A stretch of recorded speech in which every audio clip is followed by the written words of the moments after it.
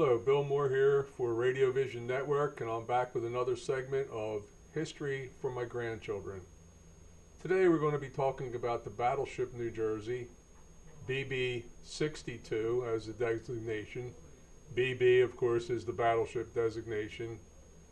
New Jersey, named after the state, and the New Jersey is the second battleship to bear the New Jersey name. She was built in Philadelphia, Camden, if you will, at the Philadelphia Naval Shipyard. And she was thought about and authorized way back in 1939 when the clouds of war were building for World War II. It was a time of transition. It was the last of the group of battleships that were ever built. Warfare, naval warfare was changing. It changed from surface actions to being dominated by naval aviation. Now, the New Jersey was one of 4 Iowa-class battleships built. She is, and she holds the distinction of being the most decorated battleship in U.S. naval history. That goes back a long way, and that deals with a lot of very prominent ships.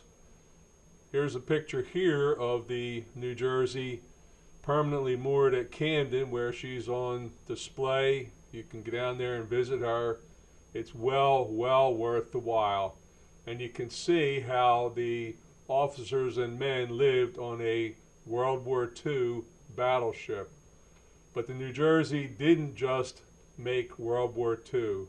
She served in Korea, she served in Vietnam, and she served in Lebanon.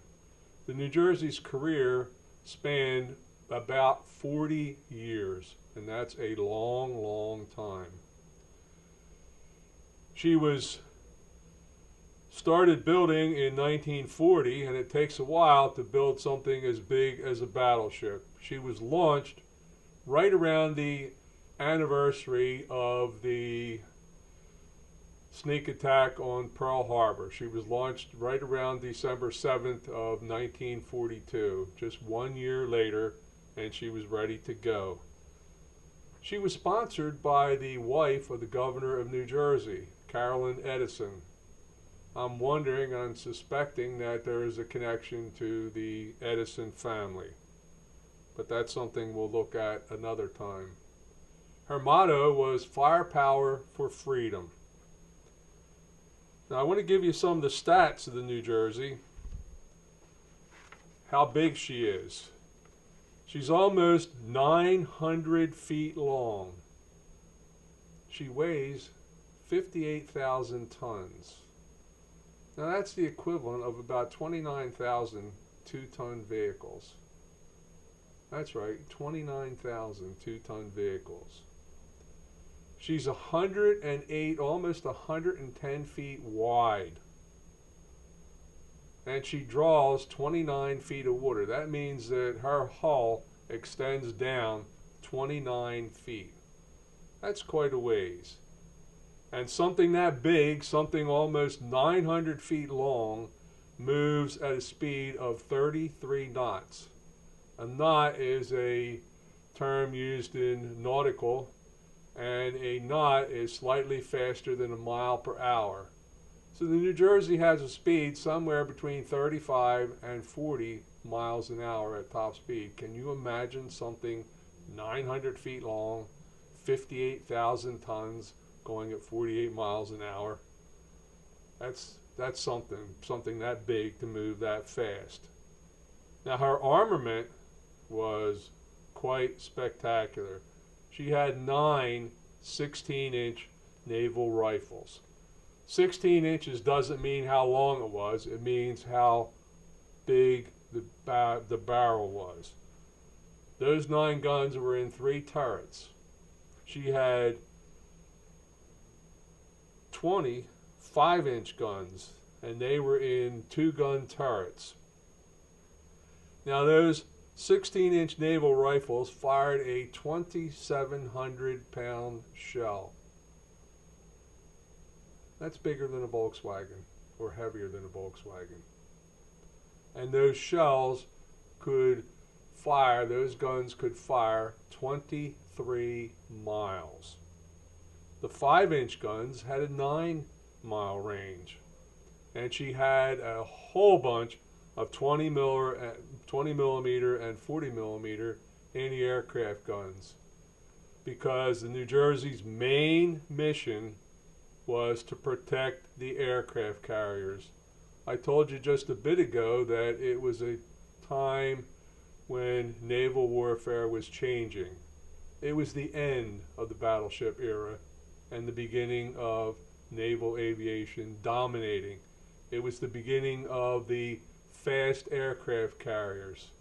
And the New Jersey was ideally suited for her mission because she was fast, she carried plenty of anti-aircraft guns to protect those carriers, but she also had the big guns to take care of any fleet action and also to take care of shore bombardment.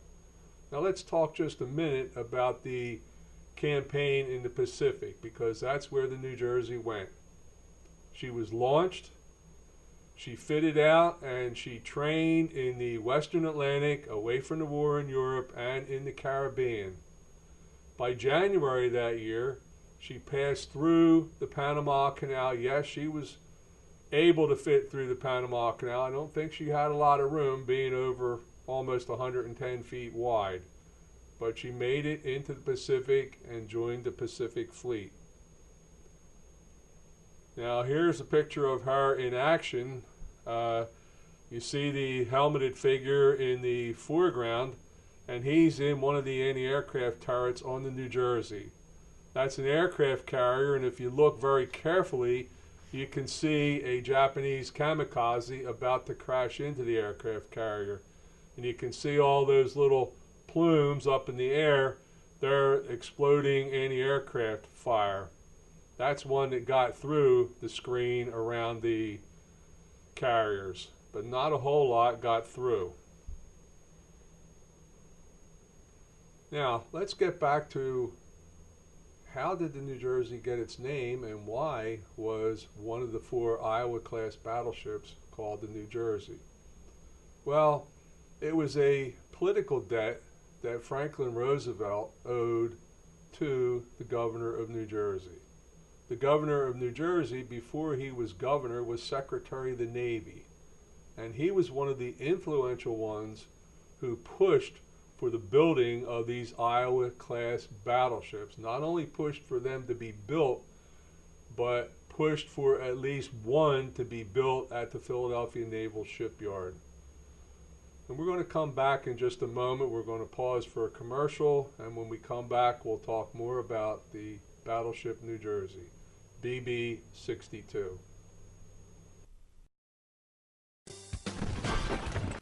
Today's show is sponsored by Hargrove Demolition, your demolition experts. Hargrove is a family-owned and operated business right here in the southern New Jersey area, bringing you 45 years of demolition expertise. Hargrove has all your demolition needs, from emergency demolition service to demolition equipment rental. Hargrove is one of the state-approved recycling facilities right here in the southern New Jersey area. No job is too big or too small for Hargrove Demolition. Contact them today at one of their 3 locations. When it's time for Jersey Mike's to give a sub some sizzle, this is the way.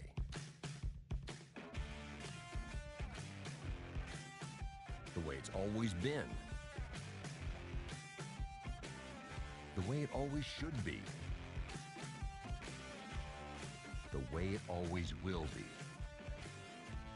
Because that's just the way it's supposed to be. Jersey Mike's. Be a sub above.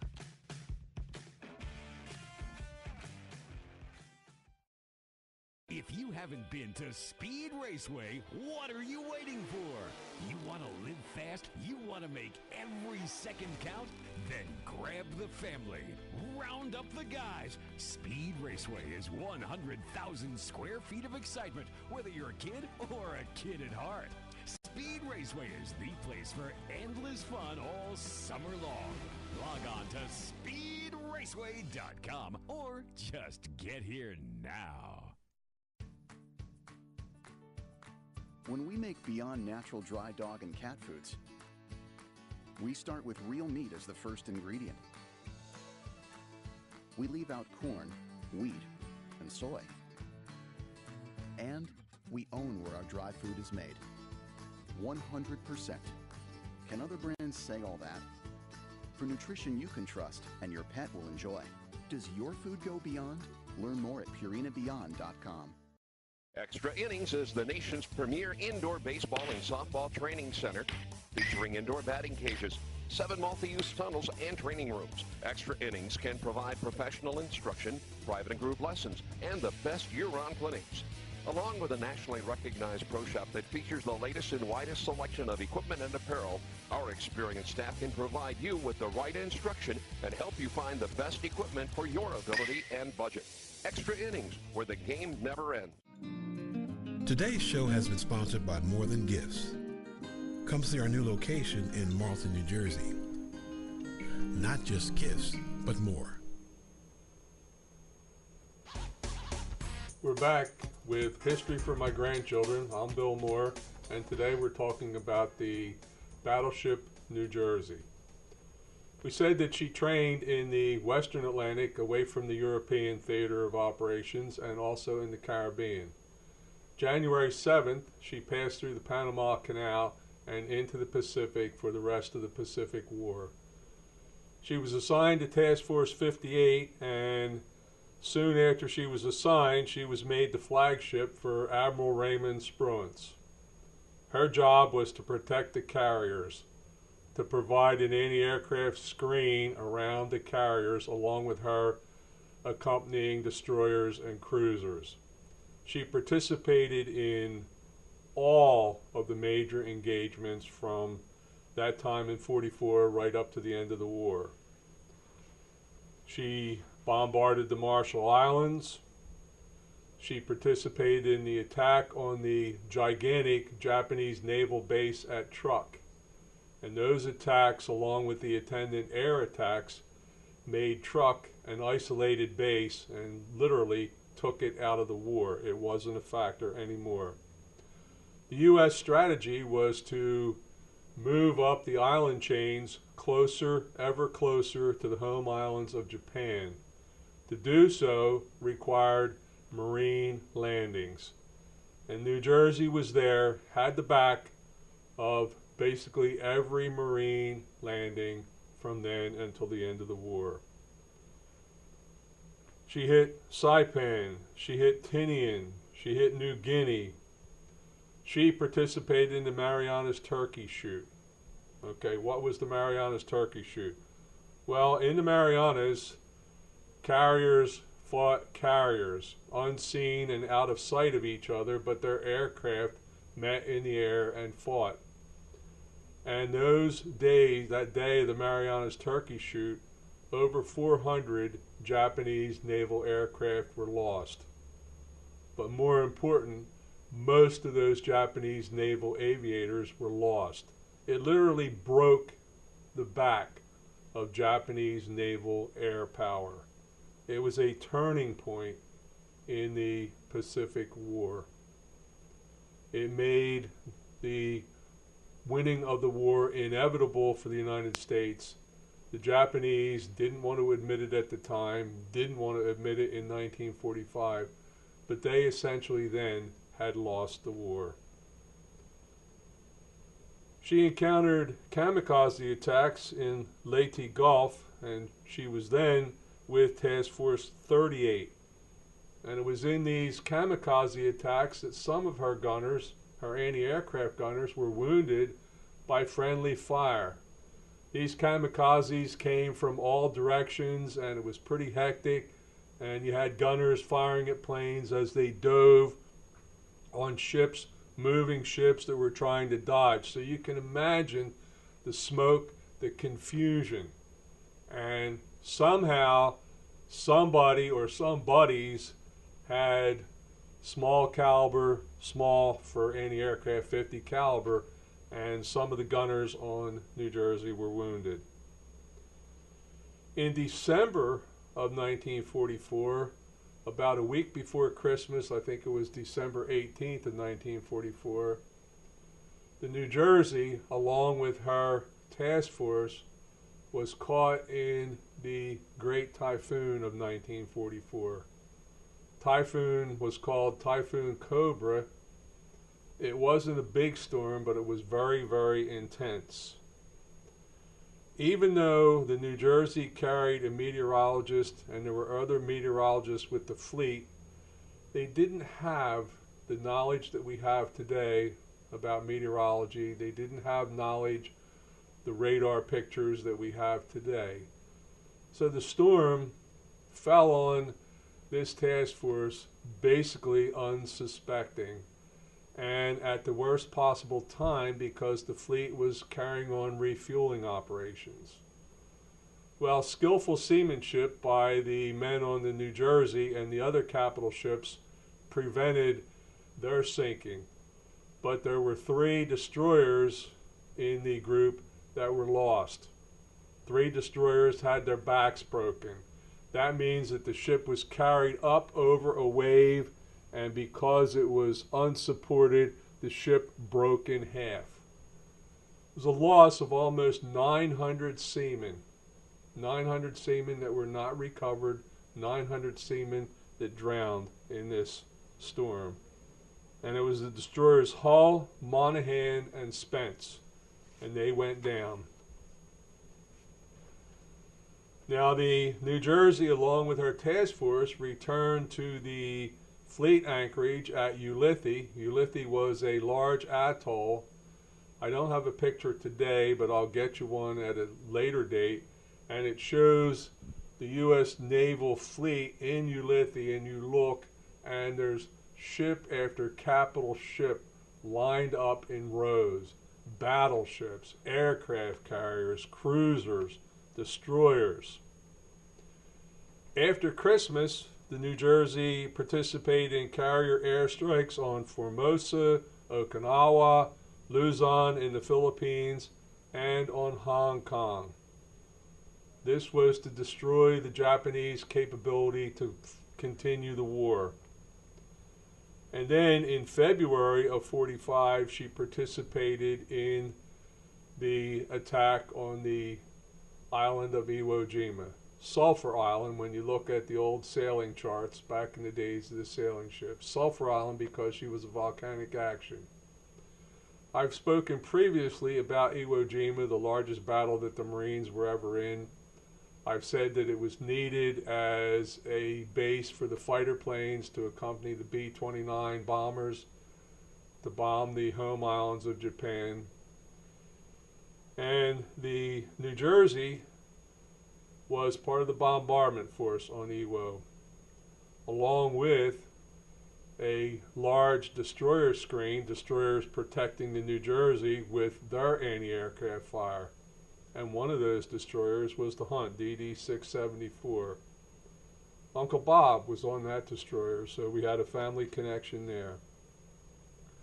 Interestingly enough, hold that thought, we've got another commercial. I'll be back with the New Jersey's code name, and it sort of has a Halloween content. All right, we'll be back after this commercial break. Sub some sizzle. This is the way.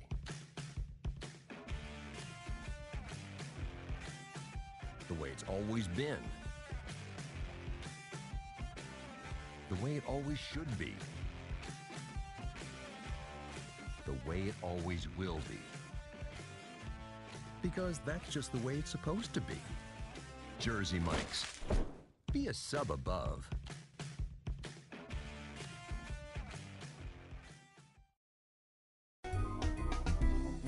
Simply Gents, located in Marlton, New Jersey, takes care of all your grooming needs, including haircuts, straight razor shaves, massages, facials, manicures, pedicures, and waxing. To find more information or book an appointment, visit us online at www.simplygents.com. The secret weapon of a well-groomed man, Simply Gents. If you haven't been to Speed Raceway, what are you waiting for? You want to live fast? You want to make every second count? Then grab the family. round up the guys. Speed Raceway is 100,000 square feet of excitement, whether you're a kid or a kid at heart. Speed Raceway is the place for endless fun all summer long. Log on to speedraceway.com or just get here now. When it's time for Jersey Mike's to make a really great sub, this is what we do. It's what we've been doing. It's what we've always done. It's what we'll always do. So what are you doing? Jersey Mike's. Be a sub above.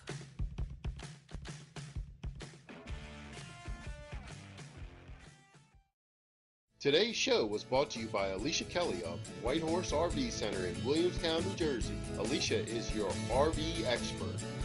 Contact Alicia at whitehorserv.com or give her a call at 856-262-1717, extension 203. When you think of RV, think Alicia Kelly. Today's show has been sponsored by Farmers Insurance in Voorhees, New Jersey. To protect your assets and the people you love, call Mike Skoranek, your local Farmers Insurance agent, at 856-336-2553. We are farmers. Bum, ba-dum, bum, bum, bum, bum. We're back with Radio Vision Network. Bill Moore here, talking about the battleship New Jersey. Before the commercial break, I talked about the New Jersey's participation in the invasion of Iwo Jima. During that participation, as part of the bombardment group, her code name was Werewolf. And I thought apropos of the Halloween season. Okay, during the rest of the year, she was known as the Big J, or sometimes the Black Dragon. Not sure the origin of the Black Dragon. I'm going to do some digging and see if I can find out, and I'll let you know on that. Well, soon after the Japanese surrender in 1945, the New Jersey was in Tokyo Bay. She was there, arrived on September 17, 1945, and she stayed there until late January of 1946. During that time, she was the flagship for the commander of all naval forces in Japanese waters. And then something interesting occurred. She was part of what was known as Operation Magic Carpet.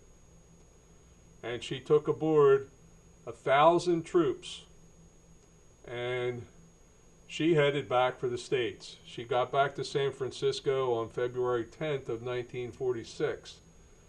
I bet that was an interesting cruise. You had aboard almost 2,000 men, maybe better than 2,000 men with her ship's complement. Men that were relieved that the war was over. And on May 23rd of that year, the New Jersey had transited the Panama Canal, and she was back in her home port, which was then Bayonne, New Jersey.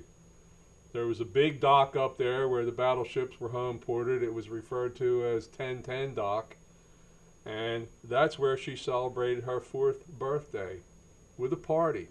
New Jersey's governor and other local dignitaries were there to celebrate the New Jersey's service and triumphs in World War II.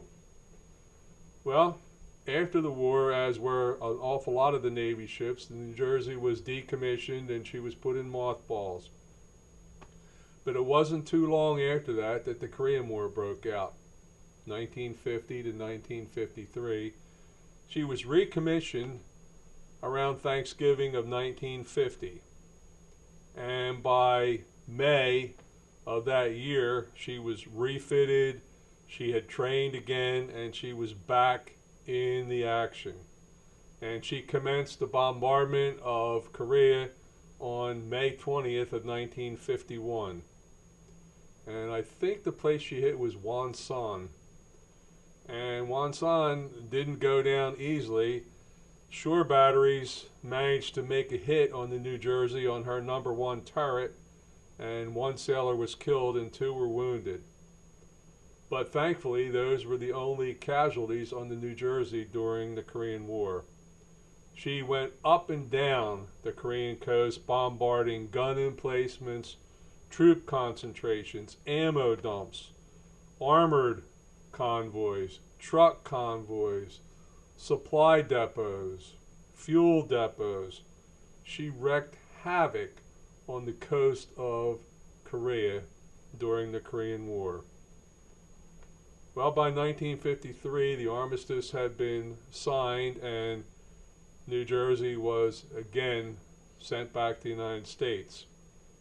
And she participated then as a training ship where she took hundreds, if not thousands, of midshipmen from the Naval Academy across the Atlantic. She had the King of Norway visit. She had many other prominent visitors from around the world. And then she was decommissioned again. And it was a while this time while she lay at anchor waiting for her next assignment. And she was assigned in Vietnam 67 to 69. At that time, she was the world's only active battleship. Her role in Vietnam was again much as it had been in Korea. But this time, because of the anti-aircraft fire over Vietnam, we were losing an awful lot of aircraft. And the New Jersey was sent to provide the firepower without risking aircraft. She could lay off the coast and send shells 23 miles inland. And she did the same job that she did in Korea. And I looked up some of the stats for this battle or battles in Vietnam, and during the Vietnam conflict, she fired almost 6,000 16-inch shells and almost 15,000 5-inch shells. That's 16,000 2,700-pound shells, high explosive and armor piercing. The devastation that she caused to the North Koreans and the Chinese who participated in that war. She was a factor in the Korean War, quite a factor. It's just amazing, amazing. And once again, after the Korean conflict, after the armistice was signed, she was put back in mothballs. And she waited, again, quite a long time. And she was put back in commission for Lebanon, the Lebanese conflict, the Lebanese Civil War. And she was sent by President Ronald Reagan to project firepower and to project American power. And there's a broadside being fired by the New Jersey, just awesome. The broadside was so powerful that if all the guns were fired at once, it moved a 58,000-ton ship sideways. It moved her back in the water. Now, the New Jersey did one pretty interesting thing in the Lebanese conflict. She fired on a concentration of Lebanese rebels and Syrian troops in the Bekaa Valley, which was menacing the coast of Lebanon. These are the same bad actors, if you will, that bombed the Marine barracks in Beirut. She fired on this troop concentration over 20 miles inland, and she succeeded in wiping out the Syrian commander in the Civil War, the Syrian commander that was intruding into Lebanon, and his staff. Unfortunately, though, the New Jersey had been supplied with bags of gunpowder for her 16-inch rifles that were mixed and mixed up. Now, each gunpowder bag had a particular lot of gunpowder in. So the gunners knew that you put in so many bags for so far a distance, for such a range. Well, since these bags had been mixed up and the gunpowder had been mixed, some of the New Jersey's gunfire in the Lebanese conflict was not as accurate as it had been in World War II and in the Korean conflict.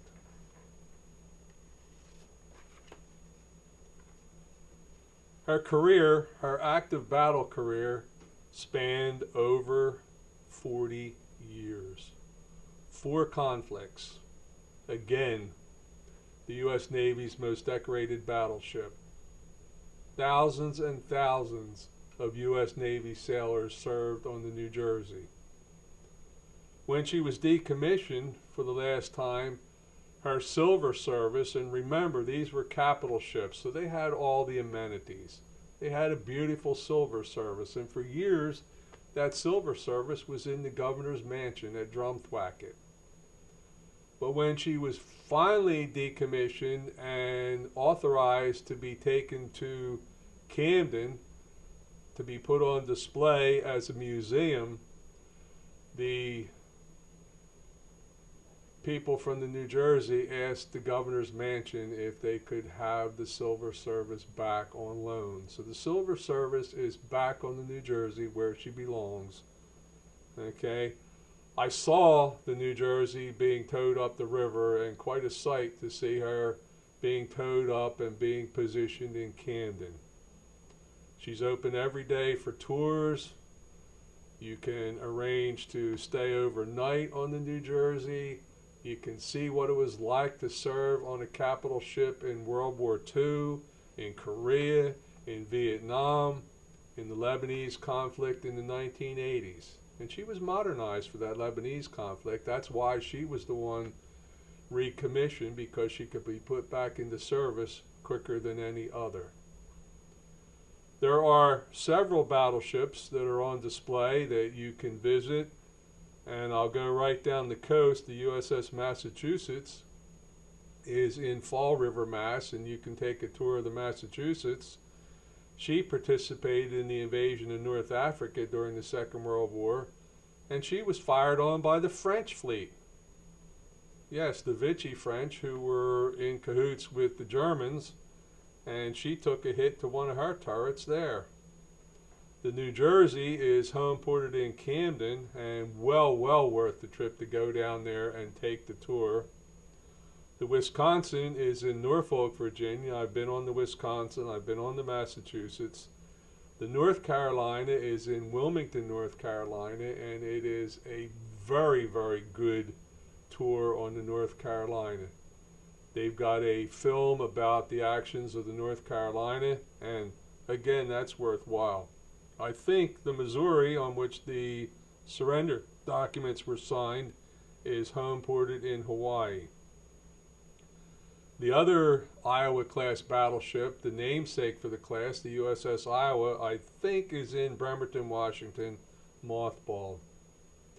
And if you're interested in the aircraft carriers that the New Jersey and the other Iowa-class battleships protected, the Yorktown is on display, permanent display, in Charleston, South Carolina, and that is a very worthwhile tour. Now, a little aside, the first New Jersey, my wife's grandfather was a seaman on the first New Jersey, and I believe that the first New Jersey was involved in Billy Mitchell's demonstration of the superiority of aircraft over the battleships, and that was back in the 1920s after the First World War, and that's when the first New Jersey served. Okay, this has been Bill Moore with History for My Grandchildren on Radio Vision Network.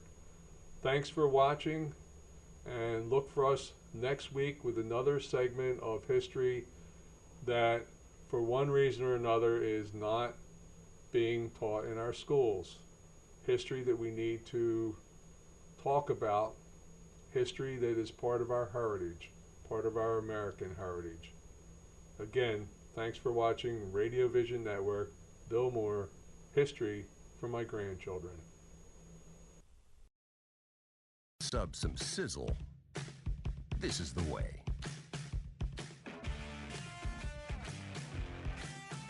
The way it's always been.